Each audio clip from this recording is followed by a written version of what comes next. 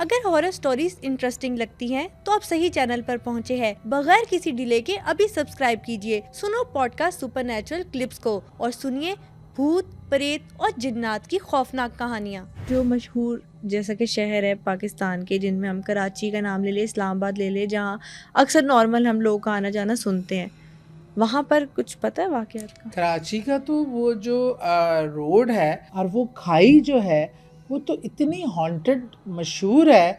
और बहुत से लोगों के साथ, सिर्फ एक नहीं बल्कि एक बार एक जानने वाले थे, उन्होंने ना उनको वहाँ से लेट नाइट उसी सड़क पे गुजर रहे थे। कमाड़ी की सड़क है वो, कमाड़ी जो एरिया है, तो उसके ऊपर उनको एक हिरन का बच्चा नज़र आया। हिरन बड़ा नायाब जानवर है। उन्होंने कहा कि यार ये हिरन कहाँ से आ गया इस सड़क पे आधी रात को, तो बेचारा गाड़ी वाड़ी के नीचे आके मारा जाएगा। तो उन्होंने उसको प्यार से प्यार किया, तो वो खड़ा रहा, भागा नहीं। तो आमतौर पे जानवर खौफजदा हो जाते हैं और चलती रोड पे वो कोने में खड़ा हुआ था। अच्छा ये रुके, इनकी थी बाइक। इन्हें हिरन के बच्चे को ना अपने बाइक के आगे बैठा लिया, ऐसे करके दोनों पाँव इस तरह करके ना, कि मैं इसको घर ले जाता हूँ, बच्चे बड़े खुश होंगे देखकर। तो वो हिरन को मैं घर ले जाता हूँ, चलो यहाँ तो अकेला, अल्लाह ना करे किसी गाड़ी के नीचे आ जाए यहाँ वो। अच्छा वो अब जो है ना जाते जा रहे हैं, बातें करते जा रहे हैं हिरन के बच्चे से, बाइक चला रहे हैं आस्ता आस्ता।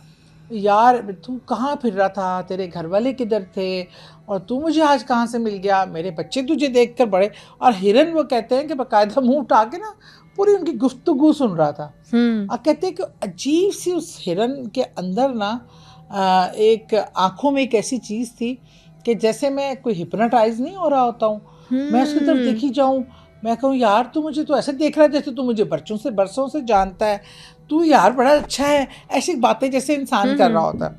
अकेले रात का सफ़र। कह रहे कि मुझे जब मैं काफ़ी मतलब 2-4 किलोमीटर चला गया, तो मुझे लगा कि ये कोई चीज़ मुझे ना भारीपन, बाइक में भारीपन महसूस हुआ। तो कहते हैं मैंने ऐसे जब उठाना चाहा हिरन को, तो मैंने देखा जो उसकी एक टांग थी ना, एक हिरन की टांग, वो जहाँ से मैंने उसको पिक किया था ना, वो वहाँ ही खड़ी थी। वो टांग लंबी लंबी होते होते होते होते उनके साथ जा रही थी, और उनको पता ही नहीं चला कि हिरन की जो एक टांग ऐसे पीछे है वो वहीं पे है, वो वहाँ से कंटिन्यू लंबी से लंबी।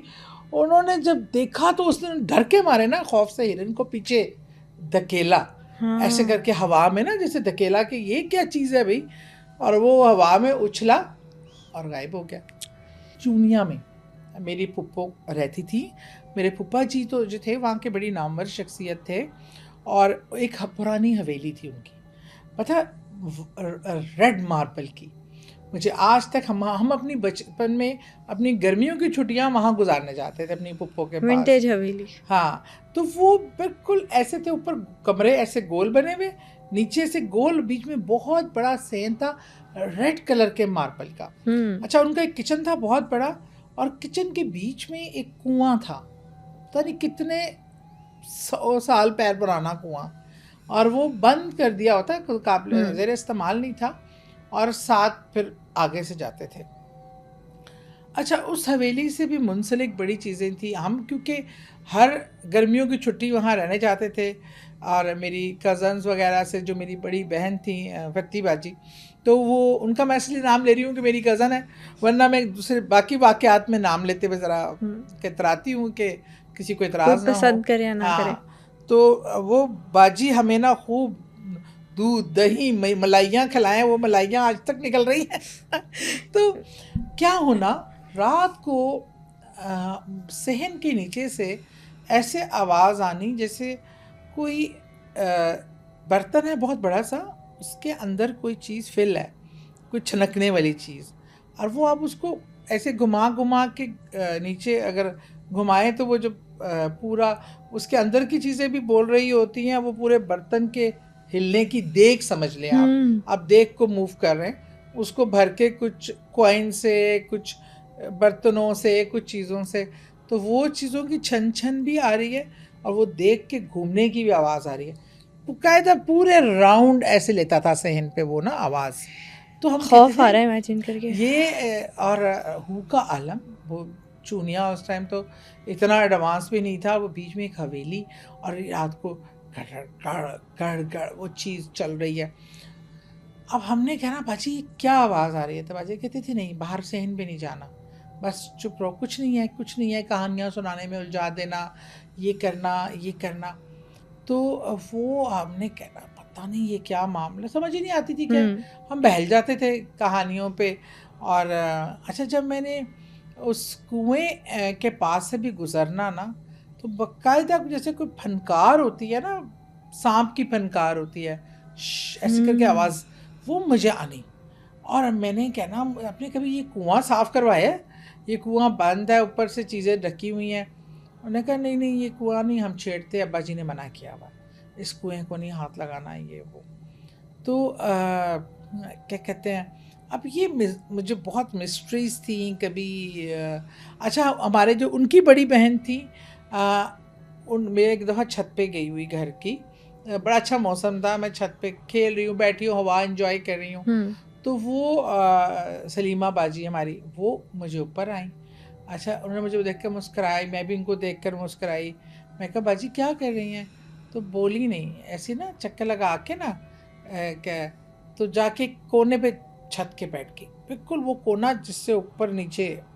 मैं घबरा गई, मैं कहा मैं नीचे जाके ना बाजी को बताती हूँ, ये बड़े मशकूक अंदाज में बिल्कुल छत की टॉप पे बैठी है, अल्लाह ना करे कुछ कर ही ना ले। मैं नीचे भागी अपनी फती बाजी के पास। मैं कहा बाजी सलीमा बाजी इस तरह छत पे बैठी हैं ये वो। तो ने कहा सलीमा बाजी, वो देखो बेड पे कौन सो रहा है। तो मैंने देखा सलीमा बाजी सोई हुई। तो वो ऊपर जो चीज़ थी, बहरहाल मैं बहुत डर गई। वो मेरे साथ फिर ऊपर गई, तो ऊपर कोई भी नहीं उस टाइम था कि तुम्हें ख्याल हुआ होगा ये, जैसे बड़े छोटों को समझाते थे।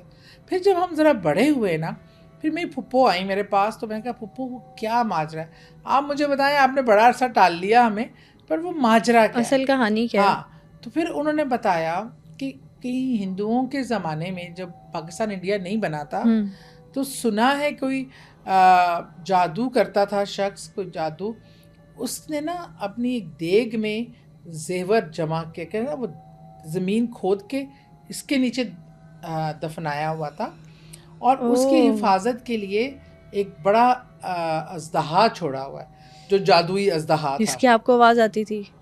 वो अपनी दुब में वो देग लपेट के रोज़ रात को एक मूव करता था, पूरी देग नीचे ज़ेरे ज़मीन वो मूव करती थी। और वो जो कुआं है ना, कहते हैं वो जादूगर उस कुएं के थ्रू नीचे जाता था और वो उठाता था। कहते हैं ये इसलिए ये क्यों था, इतना कदीम था कि इसलिए हमने ये कुछ ख़त्म, उन्होंने बंद जैसे किया हुआ था वैसे ही रहने दिया था। उन्होंने कहा था आपने छेड़ना नहीं है, ना ही इसको तोड़ना है, वरना आप पर बहुत वबाल आ जाएगा।